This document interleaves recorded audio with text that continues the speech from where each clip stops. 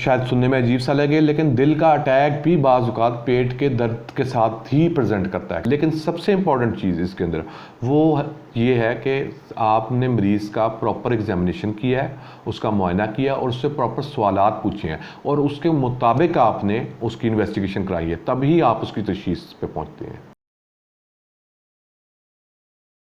My name is Dr. Kamran Zeb and I am a consultant general and laparoscopic surgeon.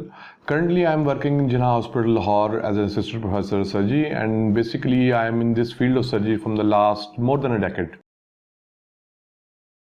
बवासीर basically पखाने के अंदर खून के आने को कहा जाता है। इसकी डिफरेंट वजूहात हो सकती हैं। मसलन आपका कब्ज़ की वजह से पखाने के नाली के अंदर कोई ज़ख़म आया जिसको हम फिशर बोलते हैं, उसकी वजह से भी पखाने के अंदर खून आ सकता है। मौके जो है जिनको हम हेमरेड्स बोलते हैं, उसकी वजह से भी पखाने के अंदर खून आ सकता है। और पखाने के अंदर खून आना इस वजह से हमें देखना इस वजह से ज़रूरी होता है कि खुदा ना खास्ता किसी ऊपर वाली जगह के ऊपर इसके अंदर कोई कैंसर मौजूद हो, उसकी वजह से भी पखाने के अंदर खून आ सकता है। बवासीर की बहुत बड़ी वजह मौके होते हैं जिसके साथ हमारे पास मरीज़ प्रेजेंट करता है। इसमें डिफरेंट तरीका इलाज मौजूद है। अर्ली स्टेजेस के ऊपर पेशेंट को अद्वियात दी जा सकती हैं जिससे इसका हल हो जाता है, या उनके अंदर जो आम ज़ुबान में कहते हैं छल्ला चढ़ाना वो भी किया जा सकता है, या उसमें टीका लगाया जाता है। लेकिन यही मौके अगर पखाने वाली आंत से बाहर आ रहे हों या वापस जा रहे हैं या वापस नहीं जा रहे, तो उन दोनों सूरत हाल में इसका ऑपरेशन किया जाता है जिसको हम हेपेरेक्टमी कहते हैं।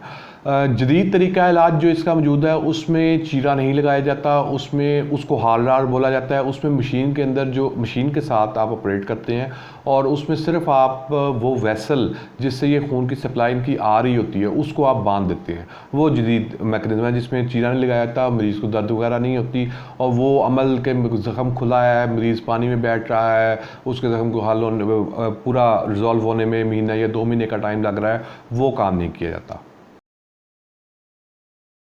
एनल फिशर का मरीज़ हमारे पास सिंपल बवासीर के साथ प्रेजेंट नहीं करता। एनल फिशर वाले मरीज़ की जो प्राइमरी प्रॉब्लम होती है वो होती है कि उसको दर्द होती है। दर्द की वजह पखाना कब्ज़ रहना, कब्ज़ की वजह से पखाने वाली जगह पे कोई ज़ख़म आता है और वो ज़ख़म अब वो पहले शुरू में सिर्फ पखाना करते वक्त दर्द करता है, फिर बाद में बैठते हुए भी मरीज़ को तकलीफ़ होती है।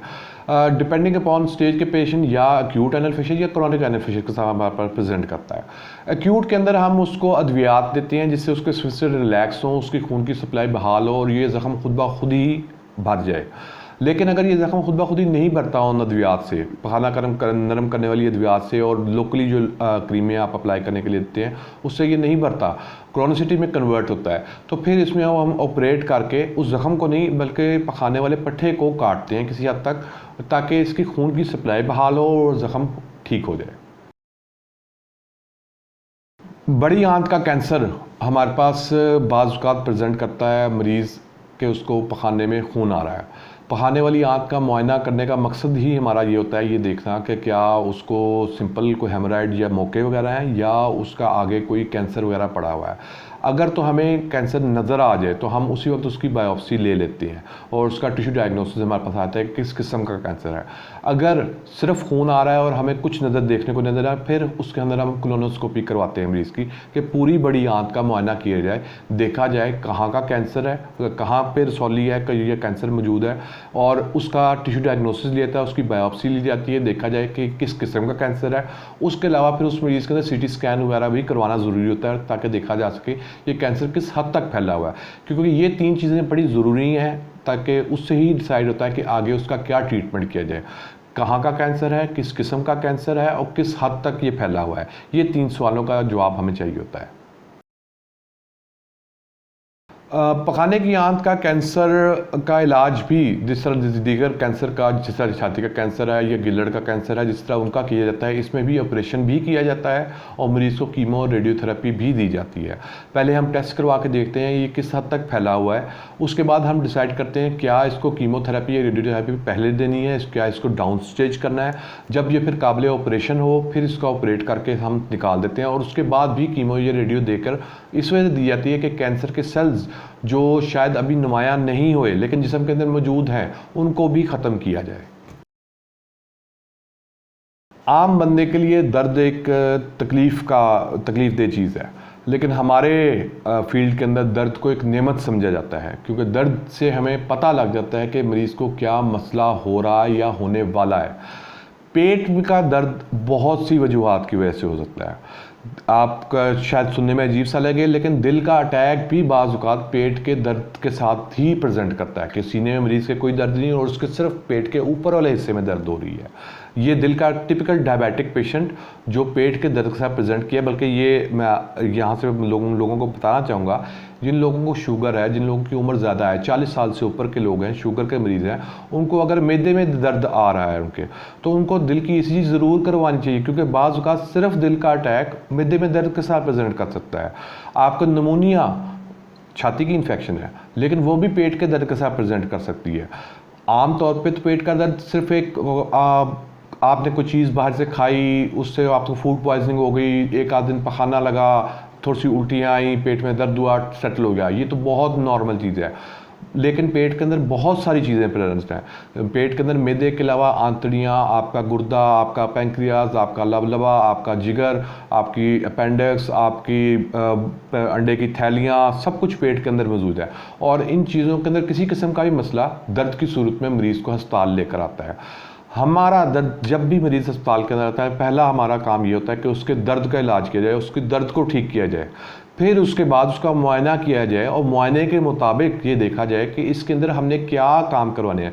क्या हमने उसका अल्ट्रासाउंड करवाना है, क्या हमने उसका सीटी स्कैन करवाना है, या कोई हमने डिफरेंट टेस्ट वगैरह खून के करवाने हैं, ताकि हम उसकी तशख़ीस कर सकें। तशख़ीस करने पर ही हमें पता लगता है क्या इसका इलाज अद्वियात है या क्या इसका इलाज किसी किस्म का ऑपरेशन है। किसी भी जगह का दर्द itself most common presenting complaint होती है मरीज़ की, जो मरीज़ को मजबूर करती है अस्पताल में आने पे। पेट का दर्द की तशख़ीस हमने बेसिकली करनी होती है कि ये किस वजह से हो रहा है। क्या ये कोलेसिस्टाइटिस है, क्या ये अपेंडिसाइटिस है, क्या ये कोई मेडिकल कॉज है, क्या ये प्लूरिटिक चेस्ट पेन है, क्या ये मायोकार्डियल इंफार्क्शन की वजह से है, क्या ये डीयू परफोरेशन है, क्या ये ऑब्स्ट्रक्शन है, या कोई ओवेरियन पैथोलॉजी है, कोई एक्टोपिक प्रेगनेंसी रप्चर्ड है, या कोई ओवेरियन ट्विस्ट हो गया है। ये सारी हम बातें जो हैं, ये सारे डायग्नोसिस जो हैं, ये हम उस नतीजे पे जब पहुंचते हैं कि अगर मरीज़ से प्रॉपर सवाल पूछे जाएँ, मरीज़ का प्रॉपर एग्जामिनेशन किया जाए, और उसके बाद एग्जामिनेशन और सवालात के हिस्ट्री और एग्जामिनेशन की बुनियाद पे उसके डायरेक्शन के ऊपर हम उनको टेस्ट करवाएं। टेस्ट में बेसिक जो चीज़ आ जाती है वो अल्ट्रासाउंड एब्डोमेन आता है, जिसके बाद देखा जाता है कि किस जगह का मसला है। अब अगर कोई समझे कि अगर पित्ते का मसला है, तो अल्ट्रासाउंड के ऊपर ही डायग्नोज हो जाता है कि पित्ता सूजा हुआ है, उसके ऊपर उसके अंदर पत्थरियाँ वगैरह मौजूद हैं कि नहीं है। अगर अल्ट्रासाउंड के ऊपर पता लगता है कि पेट के अंदर पूरे के पूरे पानी पड़ा हुआ है या पेट के अंदर पूरे पखाना पड़ा हुआ है, तो उससे हमें पता लगता है कि आंतड़ी फट चुकी है। अगर एक्सरे, और दूसरी जो ज़्यादा इन्वेस्टिगेशन है वो एक्सरे एब्डोमेन होता है। एक्सरे एब्डोमेन के अंदर अगर हमें पता लग जाता है कि पेट के अंदर हवा आई हुई है, और वो तो हमें आइडिया होता है कि आंतड़ी फटने की वजह से है, कि मैदा फटने की वजह से है। ये इन्वेस्टिगेशंस करवा के हम फिर फाइनल पहुंचते हैं कि क्या हमारा डायग्नोसिस है।